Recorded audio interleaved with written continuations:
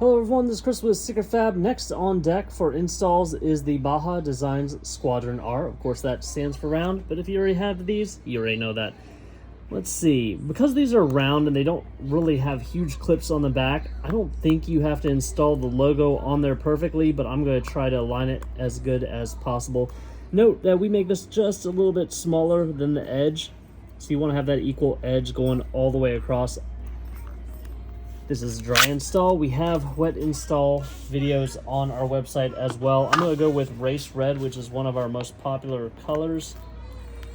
This does have air egress channels on the backside, so you can get a lot of those bubbles out there. I'm going to line this up, and realizing there is a little lip going all the way around, gently place it down. Now I'm going to run my finger kind of right through the middle and hold up one side. That's the way I like to do it. And then we kind of divide that into segments. And then push the vinyl outwards.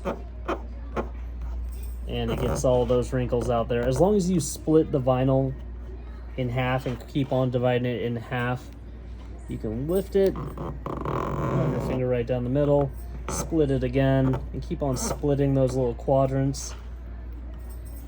You shouldn't wind up with any wrinkles. And then we have Race Red install.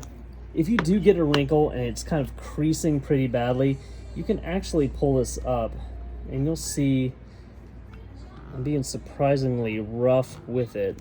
But let's say we had a real bad crease because we kind of pushed everything to one edge, and now we have this huge crease in the middle. Well, I just get under that crease, pick it right up, and push outwards like we should have in the beginning, splitting that crease up. You can apply a little heat there, but you can see I just rubbed that. You can barely tell where I pulled up on it really hard.